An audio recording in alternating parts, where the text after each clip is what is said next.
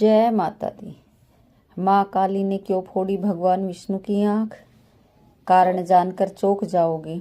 सुनिए इस अद्भुत कहानी को जो हमारे धर्म की गहराइयों में छुपी हुई है। एक कहानी जो दिखाती है कि कैसे प्रेम कभी क्रोध का रूप ले लेता है, कैसे न्याय के लिए कभी कठोर निर्णय लेने पड़ते हैं। आज मैं आपको बताऊंगी वह गाथा जिसे सुनकर आपका मन विचलित हो जाएगा। यह कहानी है माँ काली और भगवान विष्णु की। एक ऐसी कहानी जहाँ देवी शक्ति ने स्वयं नारायण की आंख फोड़ दी थी। लेकिन क्यों?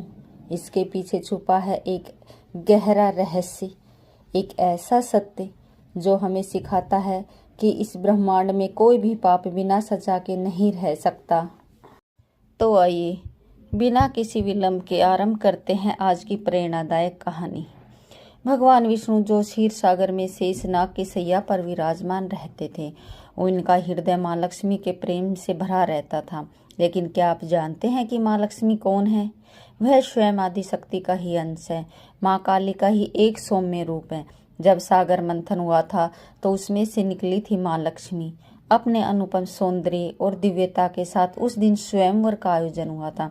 सभी देवता और दानव उपस्थित थे। सभी चाहते थे कि माँ लक्ष्मी उन्हें अपना वर चुने, लेकिन माँ लक्ष्मी का मन तो पहले से ही भगवान विष्णु में बसा हुआ था। उन्होंने सभी को छोड़कर भगवान विष्णु के गले में वरमाला डाली। उस दिन पूरा ब्रह्मांड खुशी से झूम उठा था। देवताओं ने जय जयकार की थी। लक्ष्मी नारायण की जय के नारे गूंजे थे। इस प्रकार भगवान विष्णु और माँ लक्ष्मी का मिलन हुआ था। यह केवल एक विवाह नहीं था, यह था शक्ति और शिव का मेल। यह था प्रेम और करुणा का संगम। यह था न्याय और धर्म का संयोग। सागर मंथन की कहानी तो सभी जानते हैं। देवता और दानव मिलकर समुद्र का मंथन कर रहे थे। उद्देश्य था अमृत प्राप्त करना।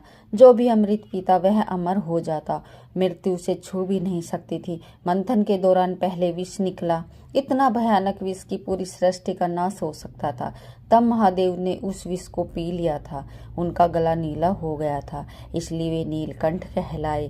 फिर निकले अनेक रत्न, कामधेनु गाय, ऐरावत हाथी, उत्सर्वा घोड़ा, कल्पवृक्ष और अंत में निकला अमृत कलश देव ऋषि धन्वंतरी के हाथों में। लेकिन जैसे ही अमृत दिखाई दिया, दानवों ने छल किया। उन्होंने अमृत कलश छीन लिया। अब देवताओं की क्या दशा होती? वे तो मर जाते, सृष्टि में अधर्म का राज हो जाता। तब देवताओं ने भगवान विष्णु से प्रार्थना की, हे प्रभु, आप ही हमारी रक्षा कर सकते हैं, आप ही हमें अमृत दिला सकते हैं।